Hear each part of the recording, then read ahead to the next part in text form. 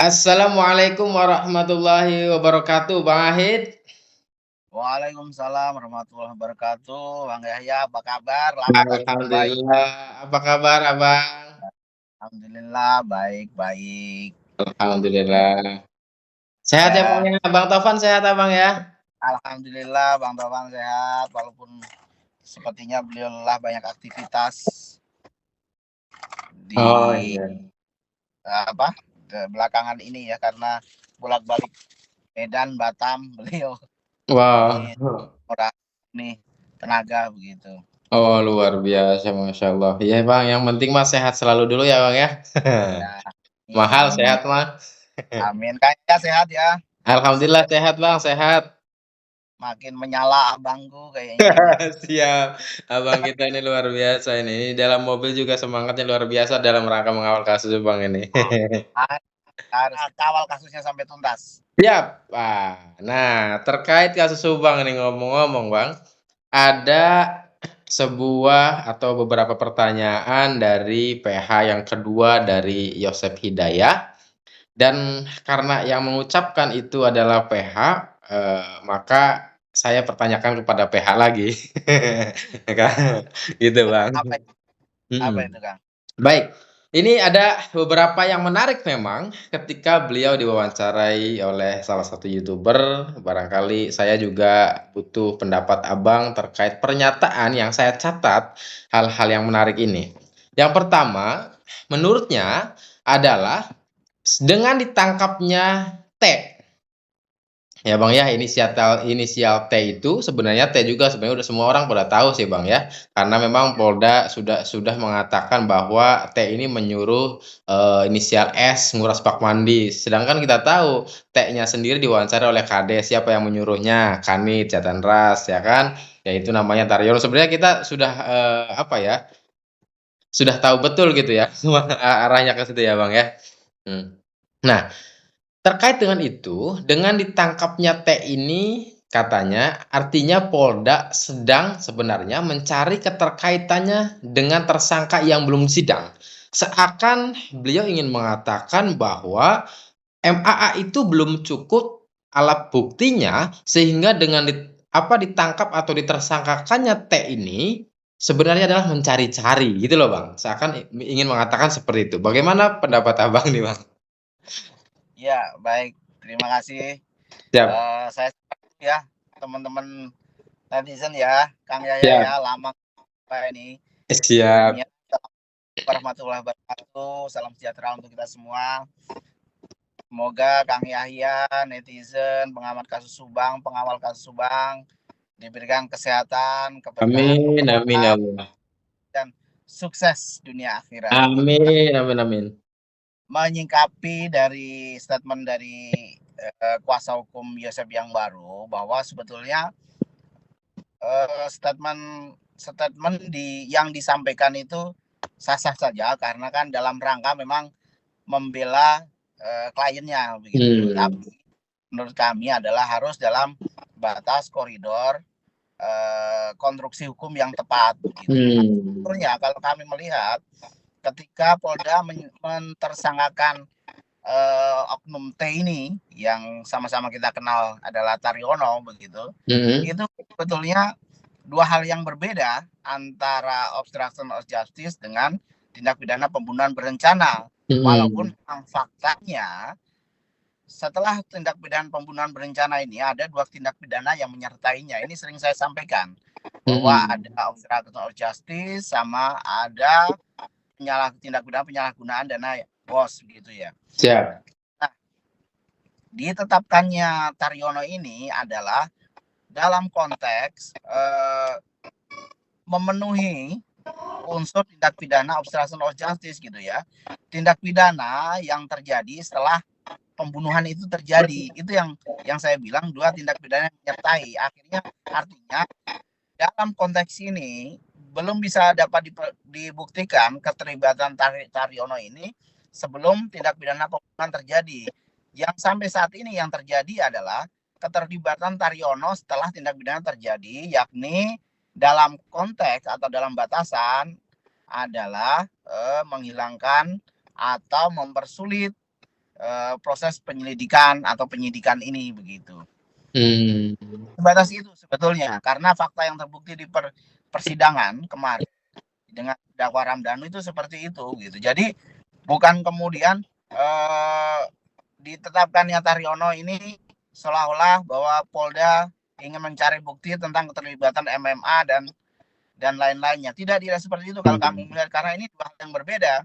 Konstruksi hukumnya berbeda, pasal yang dikenakan pun berbeda begitu loh. Jadi ini tindak pidana tersendiri yang memang sedang disidik oleh penyidik terkait dengan tindak pidana obstruction of justice begitu. Kalau kami memaknai penetapan tersangka Taryono itu seperti itu begitu, karena memang jelas dan nyata akibat dari tindak pidana menghalang-halangi penyidikan ini sangat mengganggu, sangat membuat susah tindak pidana pembunuhan ini terungkap gitu loh, Kang. Kan kita tahu sampai 2 tahun 3 bulan baru kemudian bisa terungkap. Kalau memang tidak ada tindak pidana obstruction of justice, kemungkinan ini kan tindak pidana cepat terungkapnya begitu loh, Kang. Tapi itu adalah dua hal yang berbeda, konstruksi hukum yang berbeda, walaupun memang pada faktanya ini berjalan beriringan begitu, Kang. Oh ya, berarti memang berbeda ya, Bang ya. Pidananya berbeda, konstruksi hukumnya juga memang berbeda ya, Bang ya. Betul.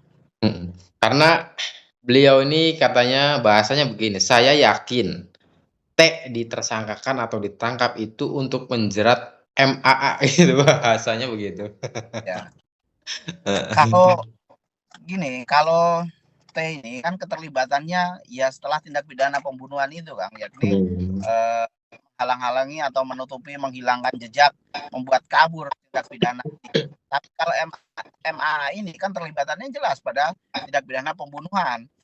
Peran mereka apa, seperti apa, mereka di mana, apa yang mereka lakukan itu tindak pidana apa, pertanggungjawabannya juga seperti apa. Nah, itu kan jelas dalam persidangan yang sudah terjadi gitu loh. Baik dari persidangan si Danu maupun si Yosef, peran-peran mereka kan apa itu kan semuanya jelas gitu. Tapi mereka ini perannya adalah pada saat tindak pidana pembunuhan itu terjadi begitu loh. Iya, siap. Selanjutnya, Bang, beliau mengatakan begini. Beliau mengatakan bahwa T ini kan ditersangkakan. Satu sisi kita mensupport Polda Jabar mengusut tuntas kasus pembunuhan ini, bukan hanya kasus pembunuhan tetapi termasuk yayasan dana OJ ya, Bang. Tetapi ketika OJ ini diusut, Taryono misalkan ditersangkakan, kok ada bahasa yang dilontarkan oleh beliau bahwa T ini orang baik, adalah bukan kasus OJ yang sebenarnya pada T ini gitu, Bang. Kok bisa bilang begitu, Bang? Nah, ini yang kami juga heran, beliau kan tidak mengikuti persidangan sampai awal sampai tuntas kan. Beliau kan hanya berkas dari Yosef saja kan begitu. Jadi kalau yang paham dari awal proses persidangannya pasti tahu begitu loh. Bagaimanapun karakter atau peran dari Taryono, bahwa memang sudah secara jelas dan nyata bahwa dia terlibat atau menjadi bagian daripada OJ itu sendiri begitu, dan itu dikuatkan dengan penetapan tersangka oleh pihak Polda begitu ya. Jadi kita pun meyakini dari awal, karena memang yang terbukti di persidangan kemarin itu adalah peran beliau itu jelas sekali. Dia menyuruh menguras bak kamar mandi yang mana bak tersebut itu disinyalir atau di tempat bak tersebut adalah tempat di mana mayat kedua korban ini dibersihkan gitu. Nah, di situ kan tentunya banyak sidik jari, banyak hal yang bisa untuk penyidik itu bisa mencari-cari bukti atau jejak apa namanya, jejak tindak pidana yang memang ada di situ begitu. Nah, ketika bak mandi itu dibersihkan, ya itu akan menjadi gelap kan semuanya begitu, karena kan ketika kemarin tuh menurut ahli ya, keterangan ahli, ketika darah misalnya sudah bercampur dengan air, itu akan sulit sekali untuk diidentifikasi itu darah siapa, terus dipegang oleh siapa dan seterusnya, itu akan sulit sekali begitu. Begitu juga tentang bekas-bekas tangan, sidik jari dan seterusnya, itu ketika terkena air juga akan susah dikenali sekali karena sidik jarinya bekasnya akan menjadi rusak dan tidak teridentifikasi itu milik siapa begitu. Akhirnya gelap tindak pidana itu tentang siapa pelakunya begitu, Kang.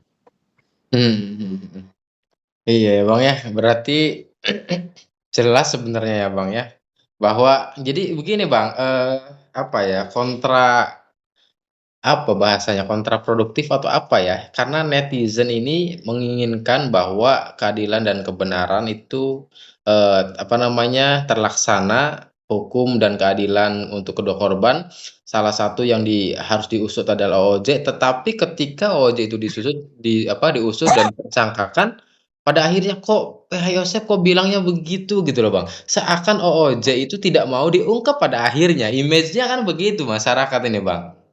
Ya, ini kan akhirnya menjadi hal yang berbeda. Kayak kemarin rekan Rohman menyatakan ingin membongkar OOJ juga. Terus sempat juga tuh ada Erdilo atau siapa itu, Mhm, kurang kenal saya. Itu juga ingin mengungkap yayasan. yayasan juga begitu. Nah, tapi ini tiba-tiba PH Yosef ini kemudian mengarahkan tentang menggeser fokus kita ini malah bukan secara keseluruhan, tapi ya memang semata-mata ansih hanya untuk menyelamatkan saudara Yosef gitu. Tapi ya itu silakan saja sebetulnya, karena kan memang masing-masing punya tanggung jawab tersendiri ya. Kalau beliau kan memang punya tanggung jawab untuk menyelamatkan Yosef gitu ya. Kemudian juga mungkin karena saya nggak tahu beliau sudah mendapat kuasa dari MA atau belum ya. Kan akhirnya juga kan harus bertanggung jawab untuk menyelamatkan nasib MA ini juga begitu loh. Makanya kan kemudian eh, beliau berargumen seperti itu, ya salah satunya ya dengan harapan bahwa MAA ini nanti akan aman dari jerat hukum gitu. Nah, dari sini Bang, bagaimana menurut Abang ketika misalkan T ini menyuruh S, ya, Sumadi atau Uci ini untuk menguras bak mandi, apakah ini adalah inisiasi sendiri atau memang disuruh Bang? Bagaimana pandangan umum Abang nih? Maksudnya inisiatif gitu ya, inisiatif ET ya untuk menyuruh gitu, atau T disuruh orang lain gitu maksudnya. Iya, T ini atas inisiatif sendiri menyuruh Uci atau T ini, disuruh orang lain atau pelaku atau siapapun lah? Kalau kami melihatnya seperti ini ya, yang itu tadi, ini kan ada dua tindak pidana yang menyertai tindak pidana pembunuhan. Jadi satu sisi tindak pidana pembunuhan, untuk mengamankan tentang tindak pidana pembunuhan ini, lahirlah tindak pidana obstruction of justice begitu ya. Mhm. Nah, bisa jadi T ini ada orang bersama-sama begitu ya. Saya tidak menyatakan disuruh orang atau apa, tapi bisa jadi dia bersama-sama untuk menghilangkan yaitu tadi jejak-jejak tindak pidana tersebut. Karena kalau tidak bersama-sama dengan orang, tidak punya niat untuk menghilangkan tindak pidana pembunuhan itu terjadi begitu. Apa kepentingan dia begitu terhadap untuk menghilangkan tindak pidana tersebut gitu. Kan nggak ada sebetulnya. Tentunya kan pasti punya maksud begitu ya. Nah, untuk saat ini yang sudah terbukti sebagai pelaku otak dari pembunuhan tersebut adalah Yosef dan Danu begitu ya. Mhm. Nah, ini kan tidak bisa kita sangkal. Fakta hukum yang terjadi di sini kan tidak bisa kita sangkal karena sudah terbukti di pengadilan tingkat pertama, tingkat kedua, Joseph ternyata terbukti sebagai pembunuh, ya Hmm. kan? Ya. Sebagai juga orang yang menyuruh untuk membunuh. Kalau kita kaitkan konstruksi hukumnya, hubungan kausalitasnya adalah bahwa Yosef ini bisa jadi, ya, Yosef ini berkomunikasi dengan Taryono untuk apa namanya, supaya dihilangkan ini jejaknya begitu, pembunuhan ini. Itu bisa Hmm. jadi kita duga bisa jadi seperti itu, atau bisa jadi ya memang Yosef ini menyuruh orang lain untuk mengamankan TKP tersebut begitu. Nah TKP ini kemudian dibersihkan oleh Taryono atau dirusak oleh Taryono ini, sehingga kemudian eh, apa, proses pengungkapan kasus pembunuhan ini menjadi sulit karena TKP sudah rusak. Jadi bisa jadi itu, bisa jadi ada orang yang memang menyuruh Taryono, atau bisa jadi memang orang tersebut ya berkomunikasi langsung dengan pembunuh ini begitu loh. Hmm. Jadi untuk saat ini yang baru terbukti adalah Yosef dan Danu. Nah, Kang Yahya bisa simpulkan ke arah mana kira-kira eh, apa namanya, siapa yang menyuruh dan siapa yang disuruh dalam proses obstruction of justice ini begitu, Kang? Ya, dari penjelasan Abang ini sehingga muncul kembali pertanyaan, apakah jangan-jangan kekhawatiran Yosef dan tim itu adalah saudara T itu membongkar semuanya. Misalkan, kalau tadi dinyatakan bahwa juga diduga atau dimungkinkan pelaku ini mengkonfirmasi atau menyuruh, menginstruksi kepada T ini untuk membersihkan, menghilangkan jejak dan lain sebagainya. Sehingga menjadi ketahuan gitu, Bang. Jangan-jangan kekhawatirannya itu sehingga kemudian ada bahasa membaik-baikkan. Seharusnya bukan, T ini, T itu orang baik dan sebagainya. Korelatif nggak sih, Bang? Iya bisa jadi itu, bisa jadi karena ya itu tadi, karena semua ingin dikaburkan begitu, termasuk jadi mulai mengkaburkan Yosef ini sebagai pelaku adalah kemudian T ini juga harus dikabulkan sebagai pelaku begitu loh. Jadi Hmm.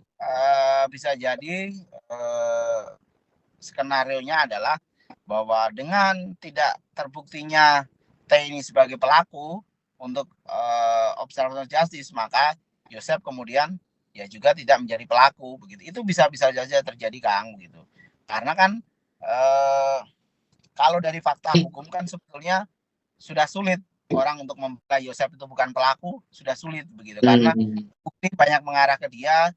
Dua putusan pengadilan, instansi tingkat pengadilan sudah menyatakan bahwa Yosef terbukti begitu. Jadi kalau menurut saya sebetulnya mereka mau bicara apapun, mau pakai cara apapun, mau konstruksi apapun, sebenarnya sudah sulit untuk menyelamatkan Yosef karena memang fakta hukumnya memang Yosef terbukti sebagai pelaku. Terus kedua, putusan hukumnya, putusan pengadilannya juga terbukti. Dua putusan menyatakan bahwa Yosef sebagai pelaku begitu, Kang. Oh, benar ya, Bang, ya. Nah, di akhir kemudian beliau mengatakan saking, optimisnya ya, tadi menjelaskan juga terkait, apa, T itu orang baik, kemudian ketika T itu dijadikan tersangka itu sebenarnya adalah untuk menjerat MA dan sebagainya. Lalu kemudian mengatakan beliau ini adalah pengadilan kemarin, ya, di pengadilan Subang itu adalah sesat katanya, Bang. Gimana tuh, Bang?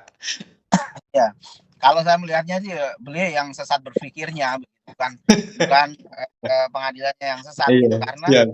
pengadilan itu tempatnya sudah terbuka, Kang. Artinya hakim pun Mmm. mau mau main-main, mau untuk tidak fair, mau mau tidak jujur, mau tidak objektif, itu terlalu beresiko gitu, Kang. Halo, Iya, iya, iya, Bang, suara saya kedengar. jelas? Kedengar, Bang, kedengar. Ah, ah. Jadi kalau hakim mau main-main, tidak jujur, tidak fair, tidak objektif, tidak adil, itu juga terlalu beresiko. Dan Mmm. peradilan kemarin pun kan sudah terbuka untuk umum, kan. Mmm. Semua pihak diberikan hak yang sama. Mulai dari jaksa penuntut umum diberikan hak yang seluas-luasnya untuk bertanya. Terus kemudian setelah itu penasihat hukum saudara Rohman ya diberikan hak yang seluas-luasnya untuk bertanya. Kemudian baru hakim loh Kang. Ingat, hakim itu terakhir bertanya Kang. Bukan pertama kali bertanya hakim. Bukan. Hakim itu terakhir bertanya, dan kadang pun setelah hakim bertanya terus ternyata ada tambahan pertanyaan dari penasihat hukum maupun jaksa, hakim pun masih bisa nambah pertanyaan lagi. Kurang fair apa? Kurang objektif apa coba? Semuanya diberikan ruang gitu loh. Masalah kemudian akhirnya terbukti perbuatannya atau tidak, itu kan tergantung bagaimana argumentasi masing-masing pihak untuk meyakinkan kepada hakim untuk membuktikan tentang fakta hukum, peristiwa hukum, disertai dengan alasan-alasan yuridis yang berdasar begitu loh. Nah ini kan sebetulnya sudah komplit sekali kalau menurut saya. Jadi peradilan ini sudah berjalan dengan fair, dengan adil, dengan objektif Kang gitu loh. Terus kemudian kalau dibilang peradilan ini sesat ya saya hanya bisa ketawa saja gitu loh, karena dari awal kita bersidang itu kan bisa dari pagi sampai sore begitu. Nah kemudian kalau kami sebenarnya memahami kalau memang pengadilan itu tidak semua orang terpuaskan gitu ya. Artinya ya itulah keadilan, akan ada yang tidak puas, akan ada yang puas gitu. Tapi itulah hukum kita begitu. Itulah karena kan keadilan itu kan punya sifat tersendiri yang memang harus dimaknai sebagai hal yang memang itu yang menjadi tujuan dari hukum gitu loh Kang. Nah kemudian ketika ada yang bilang bahwa ini sesat, ini tidak baik, ini tidak betul ya, mohon maaf karena Anda baru datang tiba-tiba. Kita sudah lama berjuang dari awal dan kita sudah banyak beradu.